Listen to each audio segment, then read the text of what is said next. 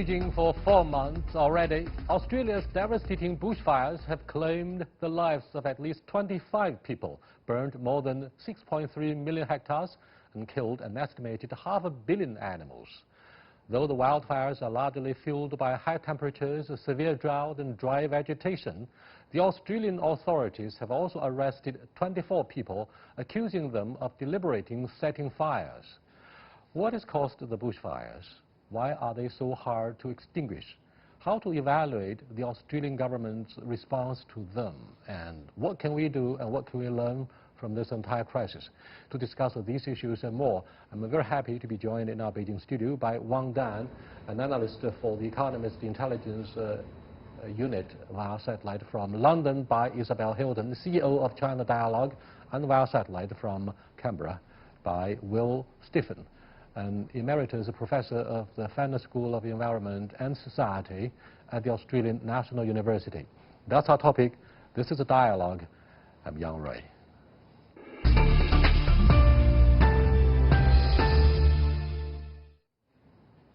Welcome to Dialogue. First of all, how do you assess the consequences?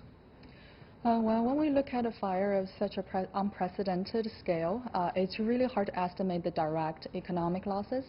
But what I can see is that it has already affected how the insurance industry work, what kind of stuff should be insured, and how does it relate to the fire-prone area. And then the longer-term economic consequences is quite severe as well, because then the politicians have to design new building codes, how things are built, and where they should build.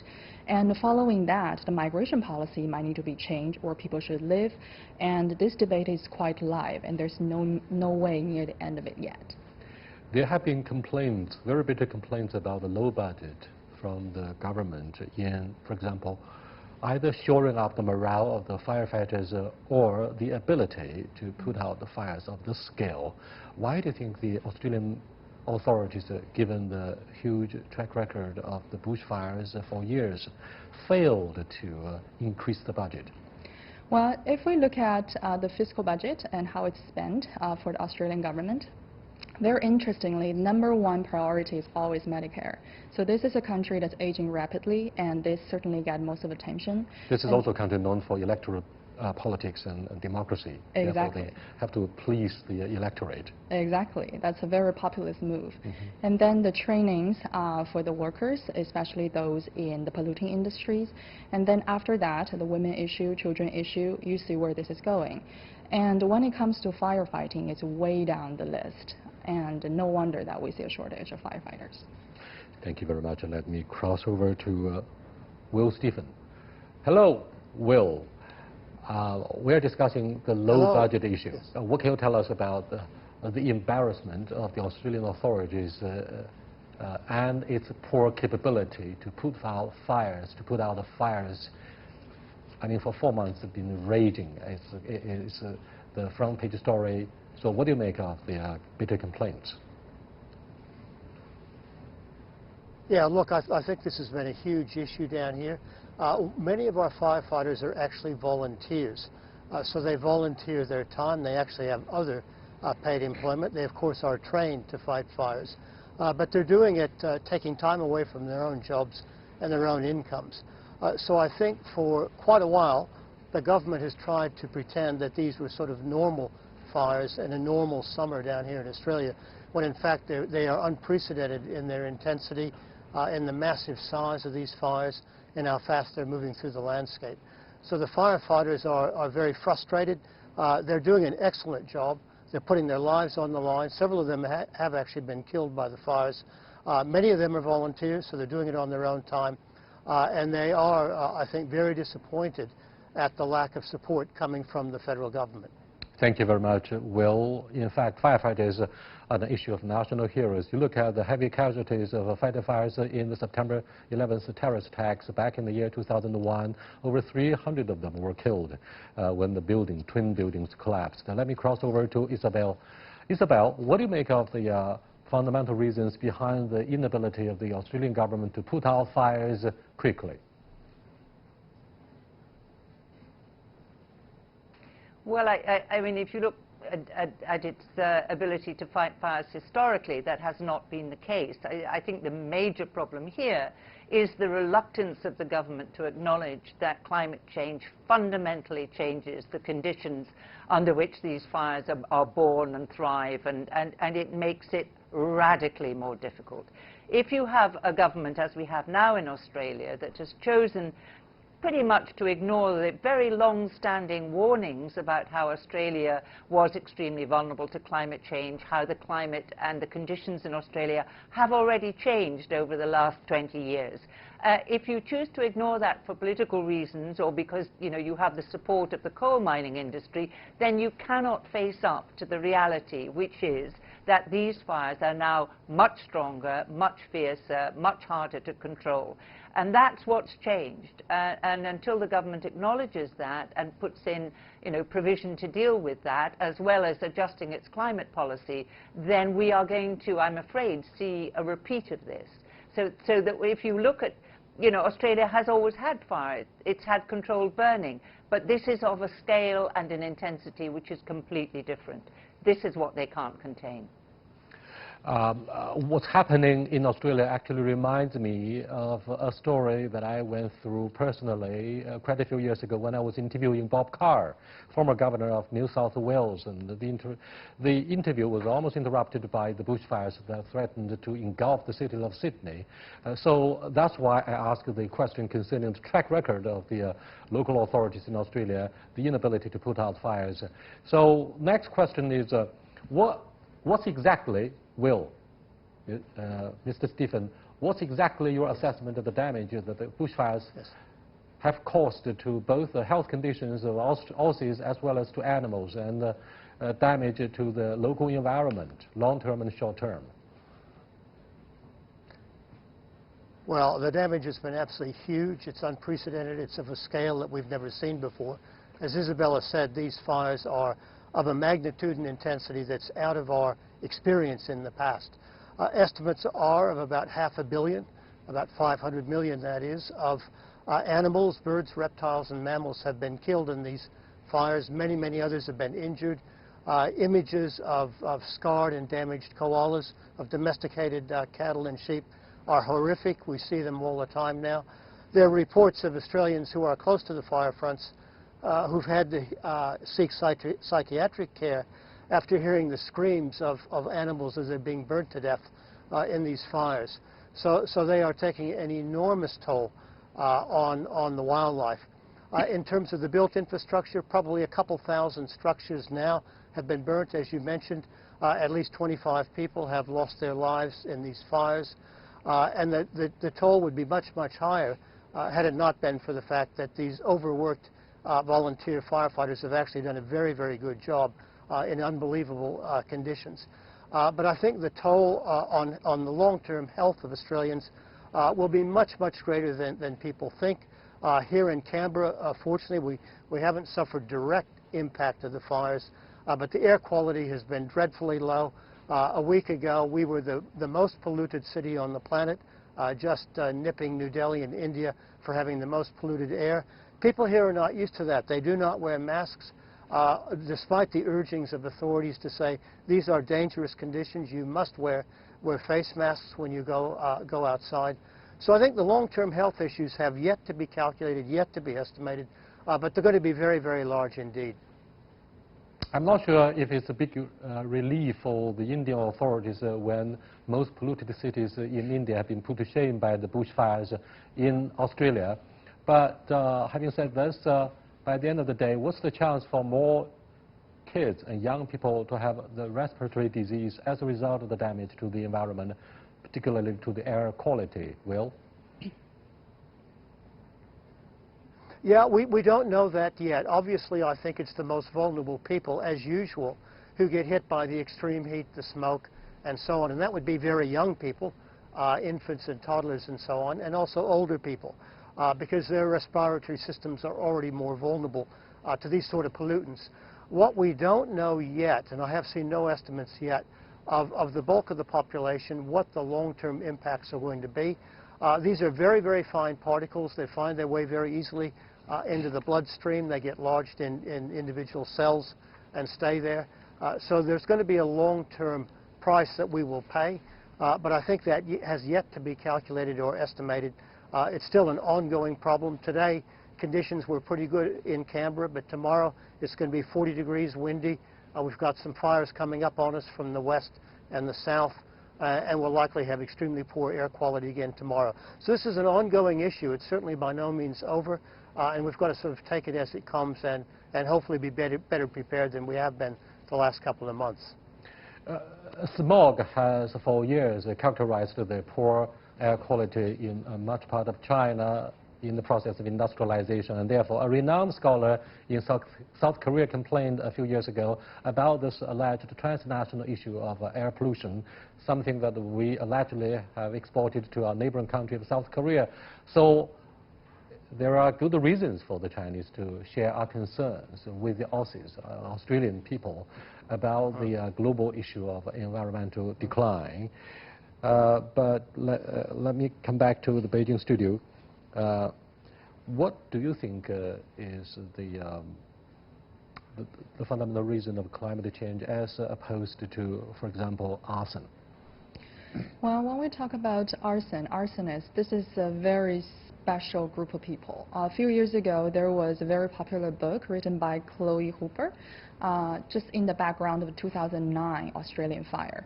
So when she interviewed all those arsonists that were arrested during that fire, she found that those people are basically deranged. So they either had a very bad family, single, usually male, and they have their own very reasons why they did that. But if we want to divert the attention of what's the true cause of the fire to those arsonists, I think that would be a mistake, because that's a special case. But when we talk about climate change, it's actually happening. So when we look at Australia, it historically has been very hot, very dry place, but in recent years it's getting hotter and drier, and we can't deny that. There's something about global warming that's driving all this. And therefore, similarly, we see fires in Amazon and other parts of the world, such as California and East Kursk in the Far East Siberia of Russia. Right. I think there are very interesting two trends going on simultaneously here.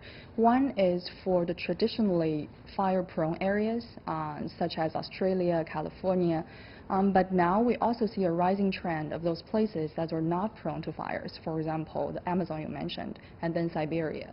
So this is quite dangerous because that means our mentality for fire management has to be drastically different, because it's not about prevention of fires. We can't prevent that. That's part of the ecosystem.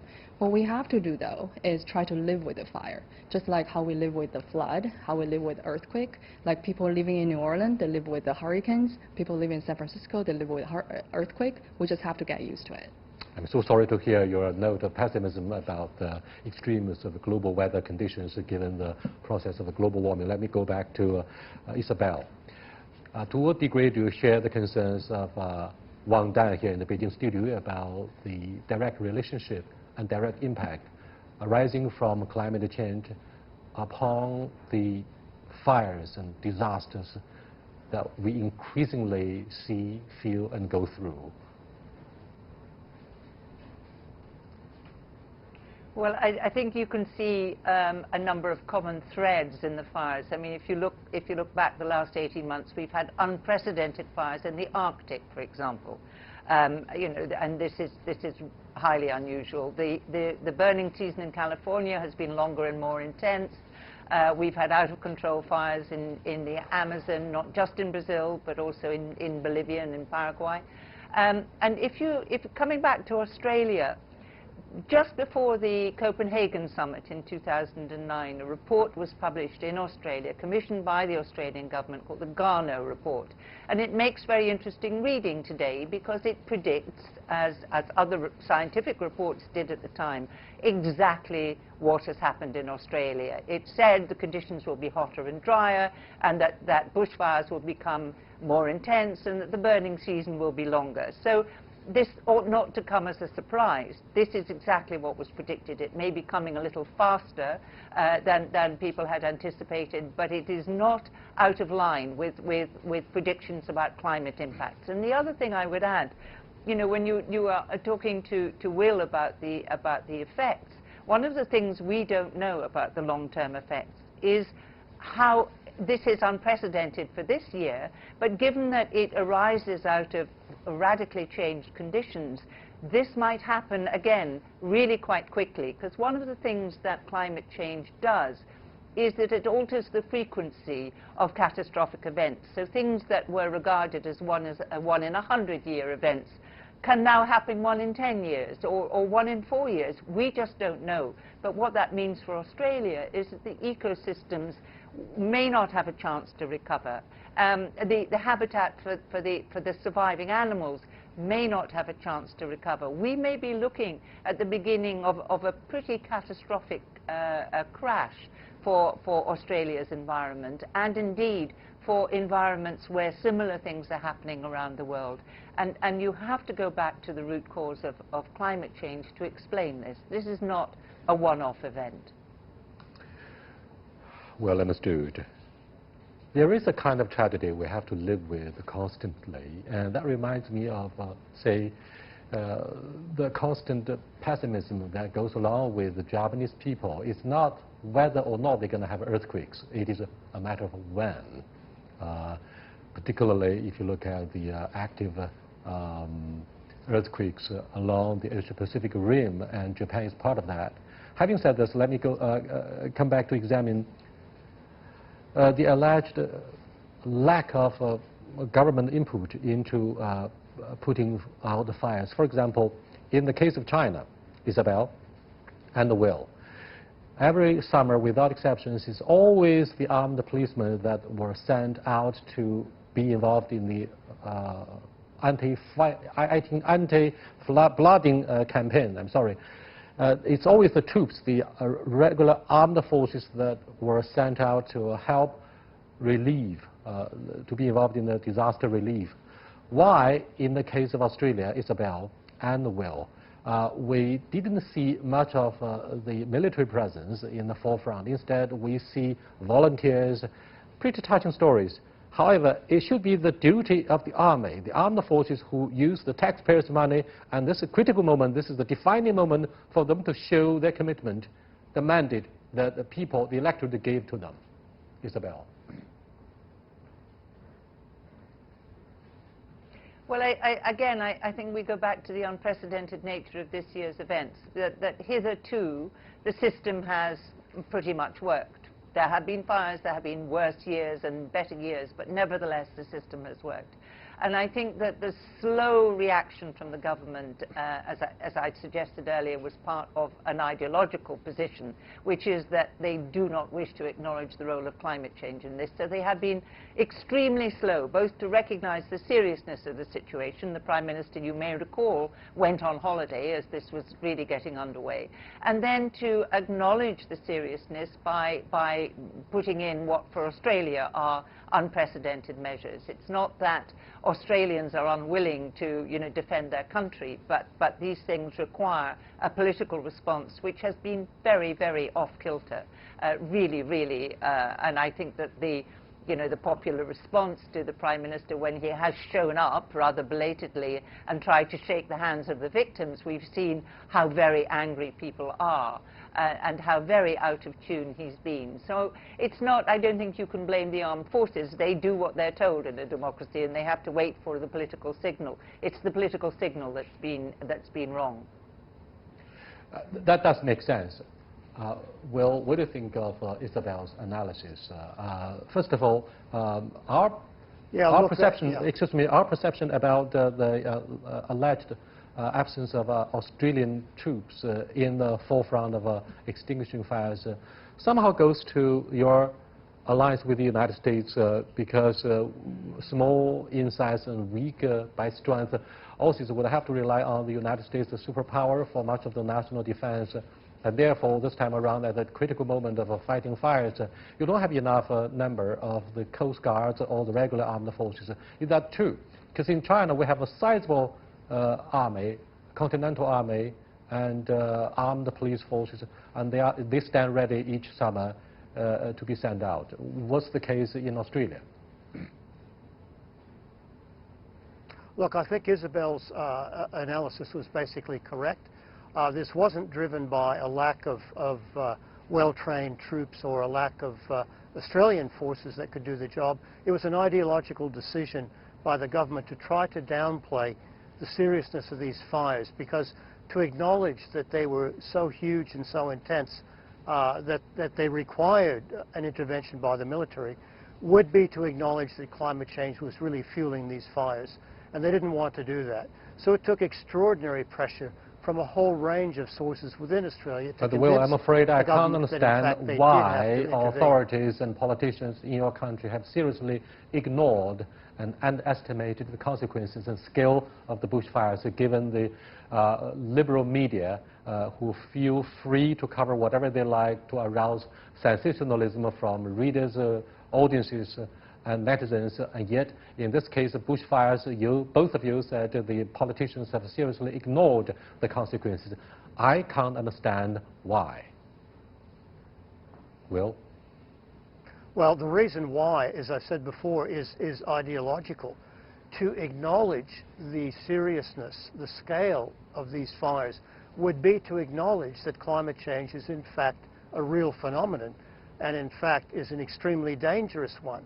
That's playing out, amongst other things, in the bushfires. So it goes against the grain of the governing party, which is a very conservative right-wing party. It's populated by a lot of climate deniers. It also gets an enormous amount of money, monetary support from the mining industry, particularly the coal industry. They certainly do not want to acknowledge that climate change is real, because that immediately puts the pressure on them. Because, of course, burning coal in Australia, but also exported coal around the rest of the world, contributes to climate change. So that really is the main reason why the government has waited so long, and only under intense pressure have they come in to take some action, including calling out some elements of the military to help in the rescue efforts. Well, I'll go back very quickly, but first of all, the federal government announced on Monday that the launch of a new national bushfire recovery agency, for which it has allocated more than 2 billion Australian dollars, equal to nearly 1.4 billion US dollars, to help communities with income support to rebuild infrastructure and for mental health services. Why are these forms of assistance needed? Well, is this enough funding, or is it more needed? What do you think of the government's overall support for post-disaster recovery and reconstruction? Will? Well, certainly this is a welcome development. It's obviously very late in the piece. It would have helped 10 years ago had the government taken much more action on climate change and on building up the firefighting resources, as was warned in the Garneau report, as was warned in many other fora. So this, in fact, was a very late intervention. Of course, it is welcome. My guess is that that's going to be too little. The fires are still burning. This saga is definitely not over. The damages will rise, will continue to rise, and I suspect the government will have to increase that $2 billion commitment. We simply don't know yet until we do a careful assessment of how much it is going to take to rebuild. But then really important questions come up. Should we rebuild in the same places? How should we rebuild? Should we move people, and so on? So there are some very difficult issues that need to be dealt with before we simply pour lots of money into rebuilding structures where they were before. Thank you very much. Tons of carbon dioxide has been released and projected into the air. So, Wang Dan, what do you make of the consequences for the neighboring countries in Southeast Asia and even for a country like China? Well, those countries will certainly be negatively affected, but that's exactly the irony there is. So climate change or global warming is such a global issue and cannot be dealt with locally. But when we look at, for example, the climate talk that was collapsed last month in Madrid, it was precisely because of the opposition coming from the US and Australia. So when you look at those countries that we call the ED, developed economies, they're mostly run by democratic parties. And it's extremely difficult for them to centralize the power, centralize the plan, and actually push forward climate change plans. And I think that is one thing that those countries are actually ill-positioned to do. They have to do it, but I don't see anywhere in the near future that this can be done. This is a very sensitive issue. Let me go back to Isabel for her thoughts on the alleged a malfunction of a democracy because they don't have the centralized authority, so very much like what China does. So do you think this is one of the major problems for the electorate in these democracies to, to fix? This is a major problem for them to fix, but we see no hope, by the way. Well, I think rather than looking at it as a question of the opposition between democracy and China's more centralized form of government, I would look at what are the economic interests in play here. So we've heard from Will that in Australia, the economic interests of the mining industry, and particularly the coal industry, are just too powerful in politics. And it takes a lot of persuasion for people to get beyond the argument that climate change is job killing, as the Prime Minister puts it, to see that there is no future at all if we don't deal with climate change. If it was simply a question of democracy versus a more centralized form of government, then how do we explain the behavior of Saudi Arabia, not a democracy, very authoritarian, or Russia? These are all bad actors in the global climate talks. And on the other hand, you have democracies which are really seriously trying to move things forward. Most of the European Union, with the one or two exceptions, such as Poland, again, highly coal dependent, but most of the states of the European Union, and indeed the United Kingdom, are trying to move things forward as much as they can. They're up against either low ambition in some cases, and China has been accused of low ambition right now, though China has done an enormous amount in the last 10 years, but nevertheless, we're in an urgent moment. The United States, I think we all know what the situation is there, but apart from the problems of the federal government, you do have the governments of individual states that are really trying to, despite the federal government, are trying to take action. So I think a lot depends on, the money. It's what are the major industries? How dependent is a country on high emitting or fossil fuel industries? Because that really has an outsized impact on the capacity to make policy that looks beyond a highly carbon dependent economy. There's obviously a lot more sophistication in the insightful analysis of Isabel about the functions or functional democracy. Let me come back to examine the sustainability of China's enormous campaign to protect the environment. We're talking about ideological vision of the Australian authorities, which is obviously absent and missing in terms of budget and labor force. But what do you think of the Chinese case? Do you think it's in this particular area of both poverty alleviation and environmental protection that China is likely to set a good example in promoting the efficiency given the centralized authorities? Well, in terms of efficiency, China is definitely one stellar example, how fast it is pushing for upgrading its energy industry, and especially when we look at the coal to gas initiative, for example, to make people change their old coal burning ovens into the gas burning ones. And this has caused a lot of problems, especially for northern China.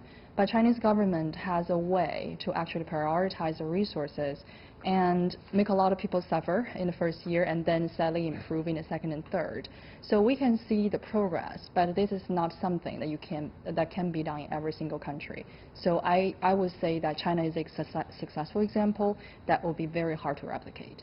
But as a price we have to pay, some of the small and medium-sized enterprises would have to be shut to lay groundwork for improving the environmental conditions. That's a very controversial issue. Thank you, everybody, for being part of this meaningful dialogue about bushfires in Australia and the consequences globally. I'll see you next time. Goodbye.